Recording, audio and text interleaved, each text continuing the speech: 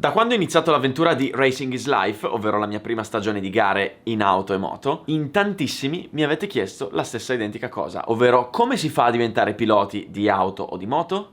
Nel video di oggi risponderò a questa domanda.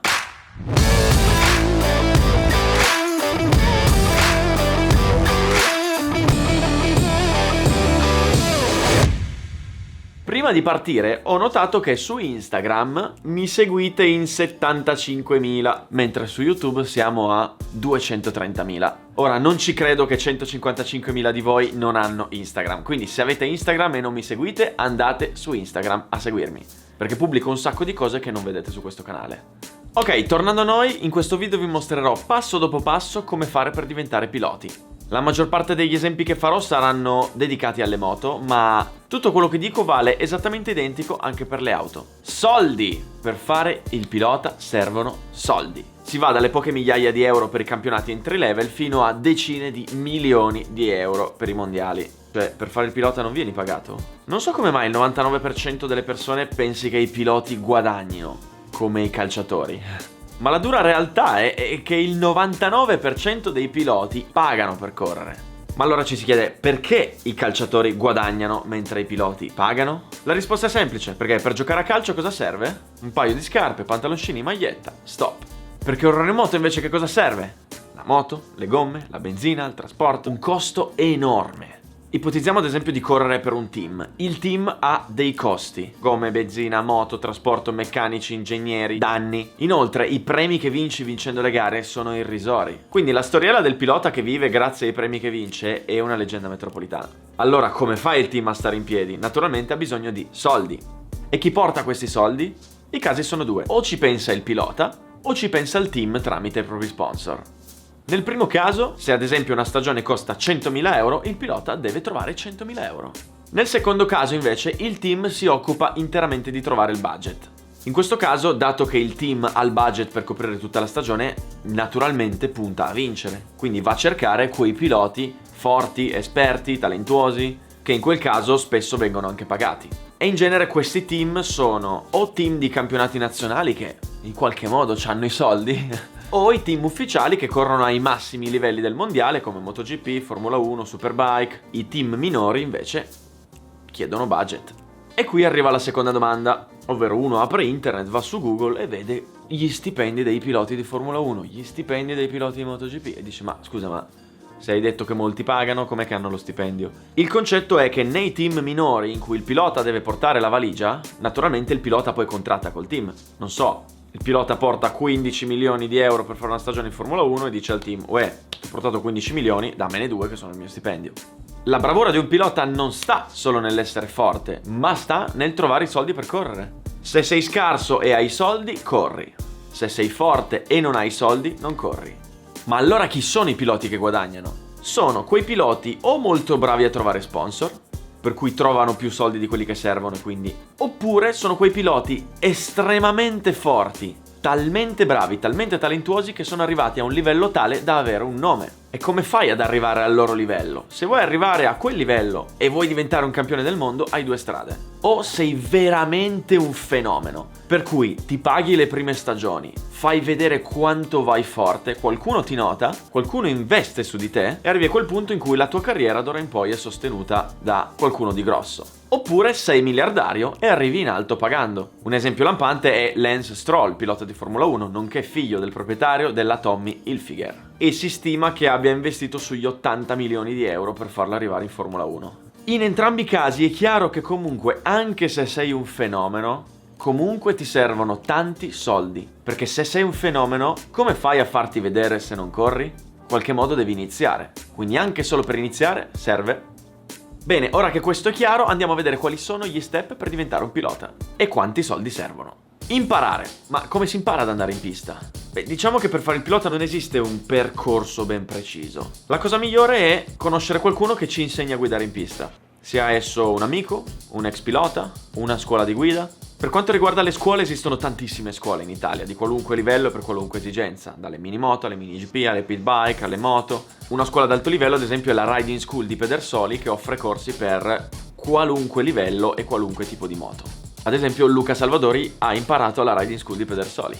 Ora, noleggiare le moto costa tanto, quindi consiglio di iniziare provando con delle pit bike che costano pochissimo e con 150 euro ti fai mezza giornata in pista con noleggio moto, tutto incluso, e da lì in poi magari comprarsi una moto low cost con cui iniziare a girare in pista e prendere confidenza e imparare a guidare. L'ideale per muovere i primi passi sono delle moto piccole, come ad esempio le mini moto per i bambini, oppure pit bike, ovale, mini GP, dato che con 2-3 mila euro trovi un buon usato e soprattutto girare in pista costa pochissimo, 20 euro l'ingresso mezza giornata, un treno di gomme costa 150 euro, ci fai 6 uscite, fai fuori 10-20 euro di benzina, insomma costa veramente poco. Ok, ora che hai imparato ad andare in pista, vuoi fare il pilota.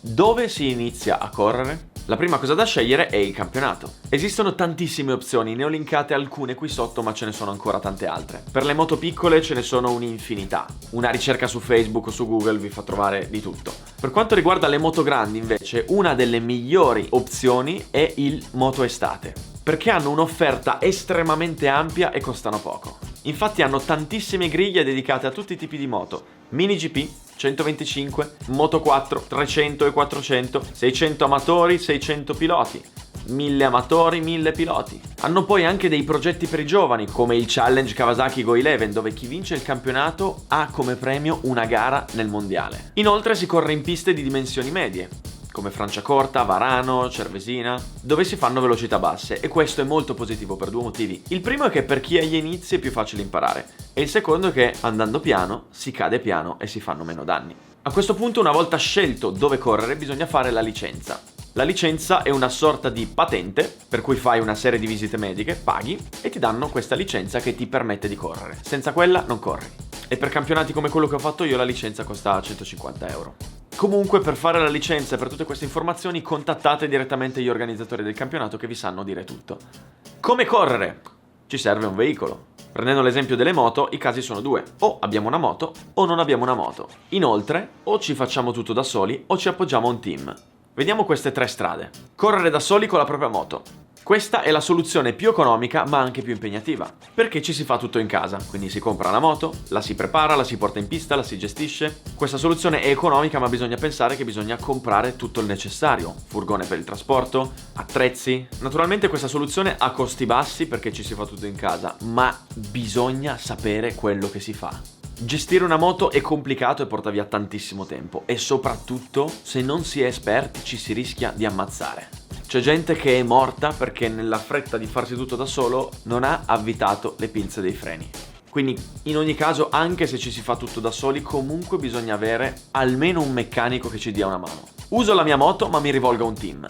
Ok, abbiamo comprato una moto ma non sappiamo bene come metterci sulle mani. In questo caso quindi ci rivolgiamo a un team che ci offre la sua assistenza e che in cambio viene pagato per il suo servizio.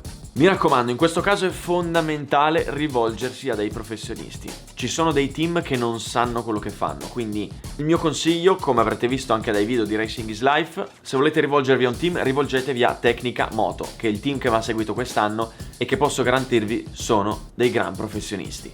Questa soluzione è un po' più costosa, ma ci solleva da tantissime rotture di scatole e tantissime perdite di tempo.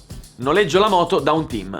Questa è la soluzione più costosa ma anche la più professionistica. Il team mette a disposizione la moto, pensano loro a tutto e noi dobbiamo solo guidare. Naturalmente ha dei costi più alti perché c'è anche il noleggio della moto e soprattutto se si distrugge la moto bisogna poi ripagargliela al team. Ma si è sicuri di fare le cose al top. Per quanto mi riguarda, dato che non ho né le competenze tecniche né il tempo di star dietro a una moto, io quest'anno ho seguito questa strada. Mi sono rivolto a Tecnica Moto che mi ha fornito la moto, la struttura e io devo pensare solo a correre. Ok, ma quanto costa? Ora prendete questi numeri con le pinze perché variano in base a tantissimi fattori, ovvero correre da soli o con un team, moto propria o noleggio, danni, avete l'amico che vi dà le gomme. Naturalmente in questi costi non includo il costo dell'acquisto della moto e di tutta l'attrezzatura. Pit bike mini GP. Vai dai 5 ai 25.000 euro per una stagione. Con 5.000 mi riferisco a un 12 pollici Italian Cup con una pit bike, mentre con 25.000 mi riferisco a un campionato italiano mini GP fatto al top. 300. Vai dai 10 ai 15.000 euro per un trofeo come il Moto Estate, che tra l'altro offre una formula molto interessante, ovvero 12.500 euro per tutto il campionato chiavi in mano con moto, noleggio, assistenza, tutto incluso. Si sale poi tra i 20 e i 40.000 euro per un campionato italiano fino ad arrivare a 60-80.000 euro per un mondiale. Moto 3. Essendo prototipi possono arrivare a costare anche più di un campionato con le 1000. Si va comunque dalle poche decine di migliaia di euro a oltre 60.000 euro per fare un CIV al massimo livello. Mentre per il mondiale si parla di cifre che non vi sto neanche a dire. 600 o 1000. Vai dai 10 ai 25.000 euro per una stagione come la Race Attack che ho fatto io. Cifre che quest'anno non potevo permettermi, ma con tutta una serie di collaborazioni sono riuscito ad abbassare notevolmente questo budget. Arrivi poi ai 20-40.000 euro per un campionato sempre amatoriale ma in piste grandi come Misano, Mugello, Vallelunga, per poi arrivare alle 50-90.000 euro per un campionato italiano. Superbike. Si arriva poi a intorno al 100.000 euro per un mondiale stock, qualche centinaia di migliaia di euro per un mondiale Superbike e milioni di euro per un mondiale Moto2 o MotoGP. Per quanto riguarda le auto invece anche lì esistono tantissimi campionati, mediamente i costi sono molto più alti che nelle moto, perché se pensate che con il budget con cui si fa un campionato con una moto 1000, quindi la più potente che c'è, con le auto fai un trofeo Abarth. A livello di performance, di adrenalina, di velocità non sono assolutamente comparabili. Comunque per chi vuole iniziare con le auto, la categoria low cost più divertente e più bella che c'è è senza dubbio quella delle Formula Predator, di cui ho parlato ampiamente in tutta una serie di video, ne ho linkato uno qui sotto per avere più informazioni. Ma in ogni caso, se volete saperne di più, Luca Salvadori ha fatto un video in cui spiega come fare per arrivare in Formula 1 e se volete approfondire ve l'ho linkato qui sotto. Ok, ma come trovo i soldi? Questo è il più grande problema di tutti i piloti. Come trovare il budget. Trovare sponsor è la cosa più difficile al mondo, anche perché, se ci pensi bene, perché mai un'azienda dovrebbe darti 50.000 euro per un adesivo sulla carena quando magari arrivi 30° tutte le gare e in TV non ti inquadrano neanche? Ora, il tema delle sponsorizzazioni è un tema molto complesso in cui non posso addentrarmi in questo video e non posso fare un tutorial. Trovare il budget per correre costituisce l'arte dell'arrangiarsi del pilota. Se non li hai di tasca tua, devi trovare qualcuno che te li dia e lì sta tutto alla tua creatività. Ci sono piloti di Formula 1 che si sono fatti dare i soldi dal governo perché la loro nazione voleva avere un pilota in Formula 1. Insomma, bisogna arrangiarsi, bisogna trovare un modo e i modi sono infiniti. Guardate cosa ho fatto io. Ho messo su un canale YouTube con una serie in stile Netflix per dare visibilità agli sponsor e dare effettivamente un motivo, un ritorno in termini di visibilità per far sì che le aziende fossero interessate a supportarmi. Questo naturalmente in ottica 2019. Bene, spero che questo video vi sia piaciuto, spero che questo tutorial step by step su come diventare piloti vi abbia chiarito un po' le idee e tenete presente che quello che ho detto vale sia per le moto sia per le auto. Come sempre lasciate un like, lasciate un commento e ricordatevi, se non l'avete ancora fatto, di iscrivervi al canale YouTube e di seguirmi su Instagram. Bye bye!